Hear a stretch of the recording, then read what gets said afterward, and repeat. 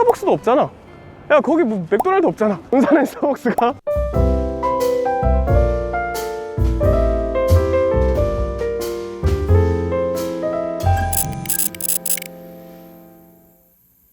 안녕하세요, 로컬메이트 구독자 여러분. 오늘 저희가 소개를 해드릴 도시가 뒤에 보면 알고 계시겠지만 군산이라고 하는 곳입니다. 이 군산이라고 하는 곳이 사실 굉장히 많은 분들께서도 국내 여행으로 굉장히 또 자주 오는 곳일 것 같아요. 많은 분들이 군산을 오실 때 여행의 테마로 선택하는 것 자체가 바로 시간여행, 타임머신을 타고 떠나는 시간여행이라고 알고 있습니다. 시간여행이라고 하는 이유 물론 다들 알고 계시겠지만 사실 그 시간여행이라고 하는 컨셉에 가장 적합한 곳이 오늘 소개해드릴 첫 번째 관광지, 바로 이곳이 아닐까 싶습니다. 이곳은 경암동 철길마을이라고 하는 곳인데요. 이곳에서 얽혀있는 이야기 간단하게 말씀을 또 드리고요. 군산이라고 하는 곳이 어떤 곳인지도 이어서 말씀을 드리도록 하겠습니다. 근데 말씀드리기 전에 이 철길마을, 사실 저는 이렇게 좀 둘러보면 보이는데 철길마을을 찾아주시는 굉장히 많은 분들이 옷을 갈아입으세요.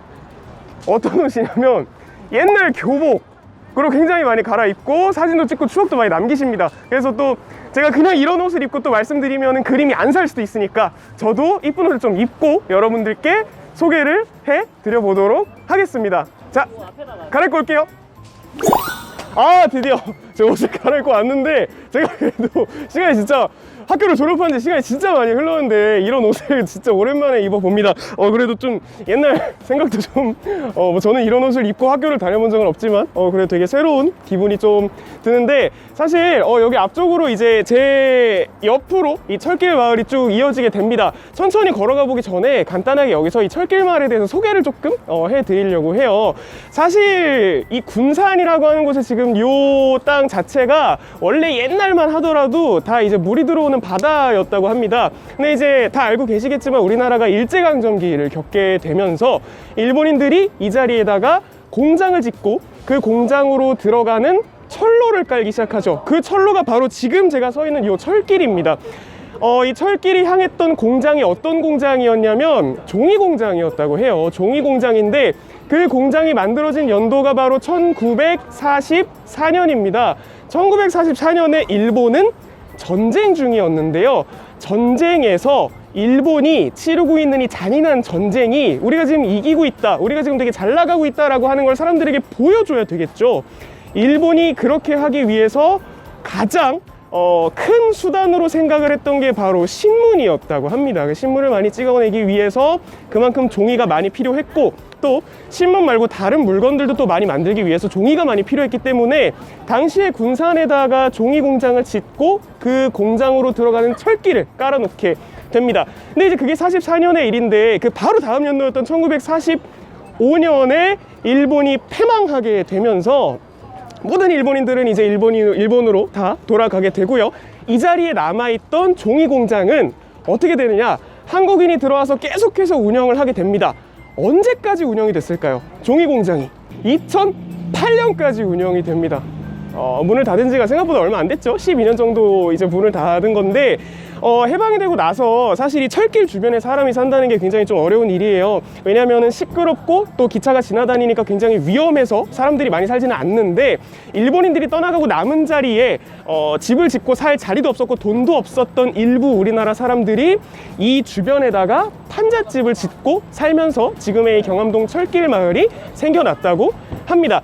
당시에 이제 여기서 2008년까지 운영이 되던 종이 공장이 이제 페이퍼 코리아라고 하는 그런 공장이었다고 합니다. 그 공장이 지금 여기 군산에서는 철수를 했는데요.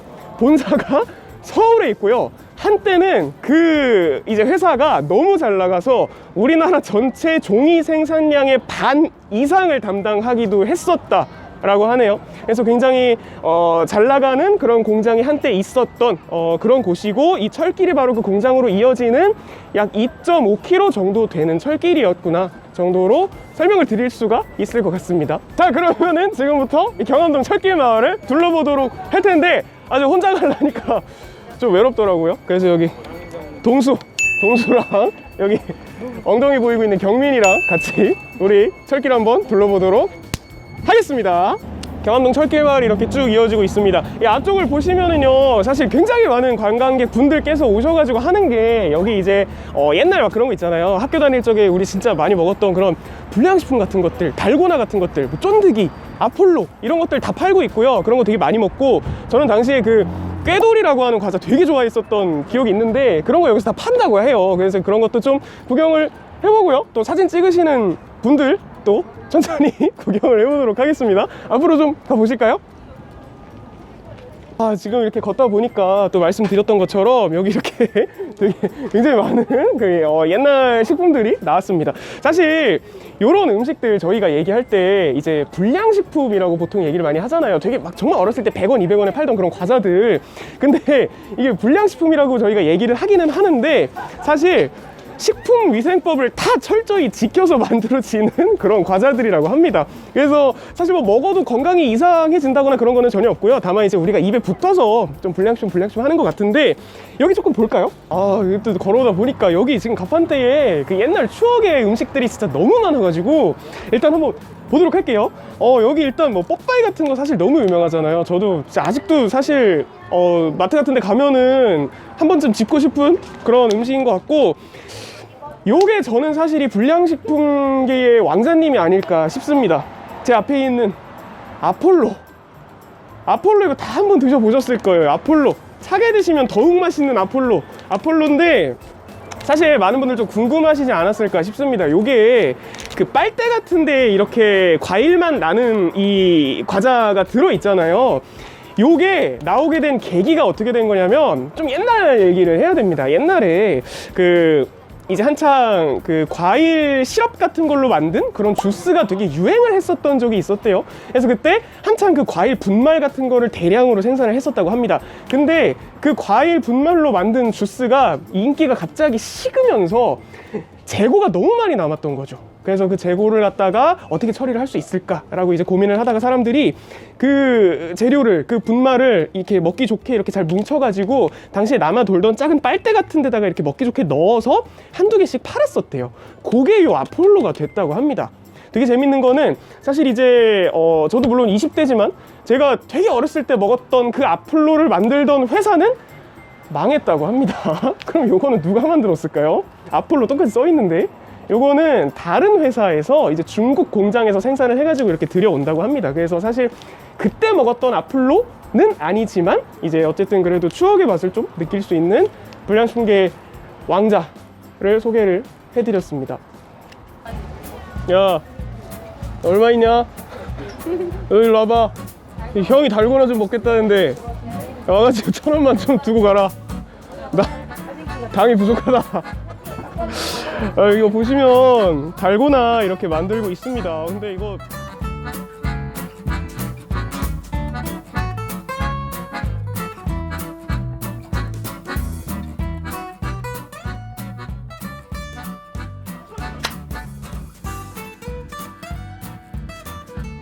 그러면 군산 다음 여행지로 저희 넘어가보도록 할게요. 네, 안녕하세요. 철길마을까지 둘러봤고요. 지금 저희 뒤편에 보시면은 군산 근대 역사박물관에 지금 저희가 나와 있는데, 여기서 사실 저희가 아까 못 드렸던 이 군산이라고 하는 도시가 사실 굉장히 많은 분들 들어는 보셨지만, 군산이 사실 얼마나 큰 도시지? 라고 하는 거는 많은 분들이 좀 모르실 것 같아서 그거를 조금 말씀드리고 가겠습니다. 군산이 얼마나 큰 도시일까요? 여러분 보통 거기 커? 거기 도시 뭐 얼마나 큰데? 할 때 보통 뭐 물어보세요? 이런 거 물어보지 않나요? 야, 거기 스타벅스도 없잖아. 야, 거기 뭐 맥도날드 없잖아. 보통 이런 거 물어보시죠. 그쵸? 그러면은 군산에는 스타벅스가 있을까요? 있을까요? 있을까요? 있을까요?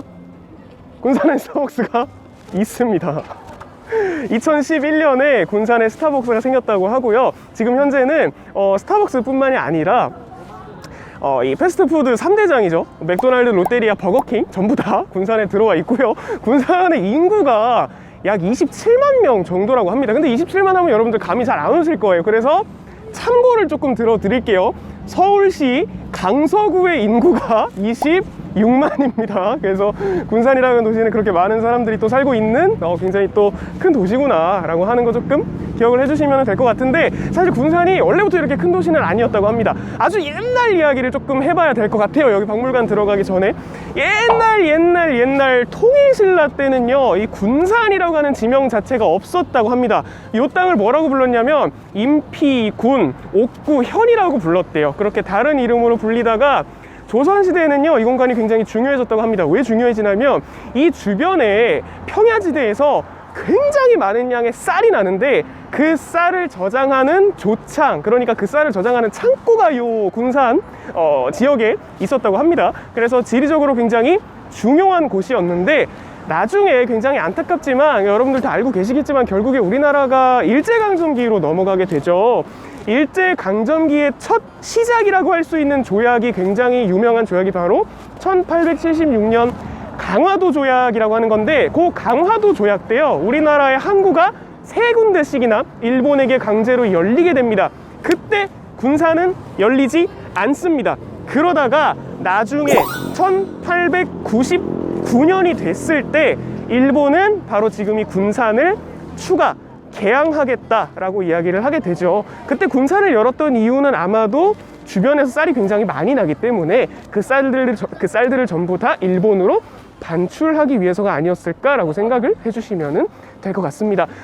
그런 어떤 좀 발전하고 있는 과정이지만 또 한편으로는 좀 안타까운 일들이 펼쳐졌던 곳이 또 군산이기도 한데, 그 이야기들이요, 제가 이렇게 말로 설명드리는 것보다는 바로 뒤에 있는 박물관에서 또 확인을 하실 수가 있을 것 같아서 지금부터는 안쪽으로 입장해 보도록 하겠습니다.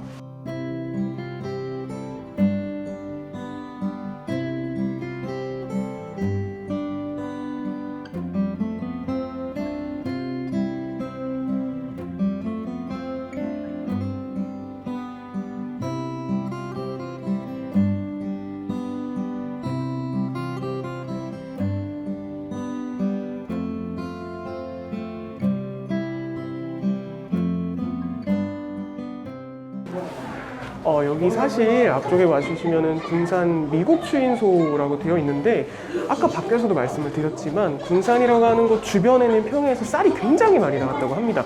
그 쌀들을 일본인들이 전부 다 군산 항구를 통해서 일본으로 반출해 갔는데, 자세히 보시면은요, 군산부에서는 쌀값이 3원이에요. 근데 인천으로 가게 되면 13원이 되고, 저기 끝에를 보시면은 일본으로 건너가서 시모노세키로 갔을 때 3원이었던 쌀이 15원이 되고요, 오사카에서는 3원이었던 쌀이 13원이 됩니다.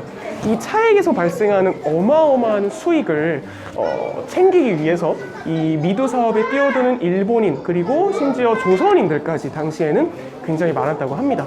그래서 쌀이 대거 반출되는 그 수탈의 핵심 역할을 했던 곳이 바로 이 군산이라고 하는 도시라고 말씀을 드릴 수가 있을 것 같습니다.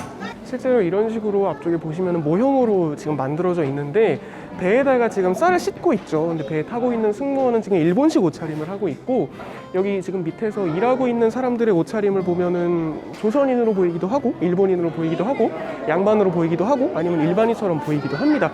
실제로 이제 쌀을 실어가는 사람들은 전부 다 일본인이었던 반면에, 이 실제 노동에 투입되는 사람들은 조선인도 적지 않았다고 합니다. 그래서 굉장히 안타까운 그런 모습을 또 보실 수가 있겠네요.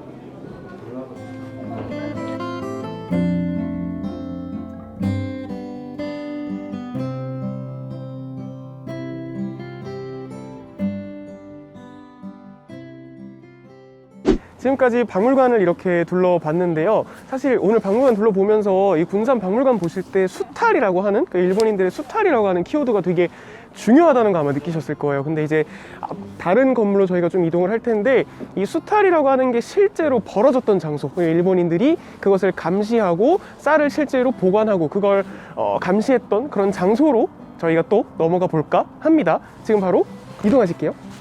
아까 말씀드렸던 그 수탈의 가장 중심 역할을 했던 데가 바로 제 옆에 있는 이 군산 세관이라고 하는 건물입니다. 세관이 이제 어떤 일을 했던 곳이냐면, 들어오고 나가는 선박이라던가 아니면 이제 군산 전체에서 나오는 쌀 같은 것들을 실제로 이제 관리 감독했던 일본인들의 건물이라고 보시면 되는데, 이 군산이라고 하는 지역이 쌀이 얼마나 많았는지를 조금 알 수 있는 이야기를 하나 해드릴게요. 사실 이 일본인들이 이제 우리나라를 침략했을 때 총독이라고 하는 사람이 있었습니다. 당시 군산이 개항됐을 때 일본 측 총독이 사이토 마코토라고 하는 사람이었는데, 그 사람이 군산을요 쌀의 군산이라고 표현을 하기까지 했다고 합니다. 그래서 굉장히 쌀이 많이 나는 장소였고, 그 쌀들을 관리 감독했던 그런 총 감독실 같은 곳이 바로 이 군산 세관이었다고 보시면 될 것 같아요. 근데 지금 이 건물의 건축 양식 같은 거를 조금 보시면 되게 좀 옛날 근대 느낌이 많이 나면서도 조금 특이하다는 느낌을 아마 받으실 수도 있습니다.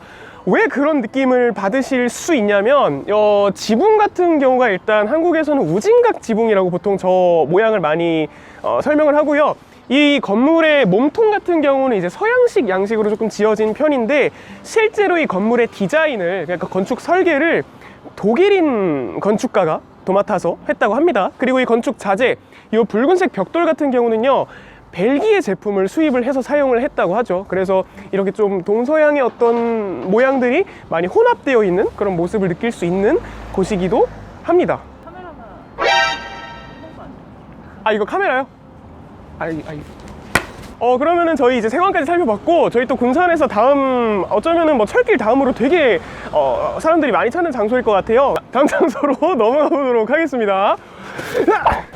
우와, 네. 자, 저희 이제 세관까지 다 둘러봤고, 해가 좀 졌어요. 시간이 많이 흘러서 해가 좀 졌는데, 여러분들 뭐 따라오시느라 좀 힘드실 수도 있고, 저도 뭐 이렇게 드라이한 머리가 많이 풀어지기는 했지만, 그래도 군산에 오시면은 여기는 꼭 아마 들르실 것 같습니다. 제 뒤편에 써있네요. 이성당이라고 하는 굉장히 유명한 빵집이죠. 사실 요 야채빵이랑 단팥빵이 굉장히 유명한 빵집이기도 합니다. 들어가시기 전에 요 이성당이 굉장히 오래된 빵집이거든요. 간단하게 설명을 조금 해드릴게요. 원래부터 사실 이름이 이성당은 아니었고요, 한국인이 처음에 만든 빵집도 원래는 아니었습니다. 군산이 아무래도 이제 개항해서 일본인들이 굉장히 많이 들어왔었는데, 1906년에 일본에서 아들이 군대를 가게 됐는데, 군대를 안 보내려고 아버지와 아들이 같이 조선 땅으로 건너 들어오게 됩니다. 그때 그 아버지가 사장님이 되어서 만든 빵집이 바로 요 자리에 이즈모야라고 하는 빵집이었대요. 그래서 그 빵집이 굉장히 잘 나갔다고 합니다. 제일 잘 나갈 때는 이 군산에 있는 모든 빵집들의 대장 역할을 할 정도로 되게 잘 나갔었는데, 결국에 1945년에 이제 우리나라가 해방이 됐죠. 그래서 이제 이즈모야 사장님이랑 주변의 일본인들이 전부 다 일본으로 빠지고 나서 요 이즈모야 빵집에 이제 한국인 사장님이 새로 들어오게 되세요. 그분의 이름이 이씨셨는데, 이제 성씨가 이씨셨는데, 이씨 성을 가진 우리 이씨 집안이 굉장히 잘 나갔으면 좋겠다라는 뜻에서 이성당이라고 하는 빵집 이름을 지었다고 합니다. 그래서 사실 이름이 중간에 한번 바뀌기는 했지만, 우리나라에서 가장 오래된 빵집이라고 하거든요. 근데 우리나라에서 가장 오래된 게 이 이성당 하나만 있는 게 사실은 아니에요. 저기 옆에 전남 순천에 가시면은 화월땅이라고 하는 빵집이 또 있다고 합니다. 그래서 그 두 가지가 가장 오래된 빵집인데, 화월땅은 이름이 바뀌지 않은 가장 오래된 빵집이고요, 이 이성당은 중간에 한번 이름이 바뀐 가장 오래된 빵집입니다. 이게 이제 단팥빵으로 굉장히 유명한 빵집인데, 지금 현재 사장님의 남편분께서 식품 사업을 하시는데, 그 식품 사업 하시는 회사에서 직접 단팥 앙금을 제공해 주신다고 해요. 그래서 단팥빵이 되게 유명한 게, 다른 빵집들보다 단팥 앙금이 두세 배는 더 많이 들어있대요. 굉장히 실하다고 합니다. 줄 굉장히 많이 서 있죠. 그래서 뭐 저희도 안쪽에 들어가서 뭐 야채빵, 단팥빵 말고 또 이제 여기 군산 시민분들이 드시는 다른 빵들이 되게 많으니까 들어가서 얼마나 맛있는 게 있는지 한번 살펴보도록 하겠습니다.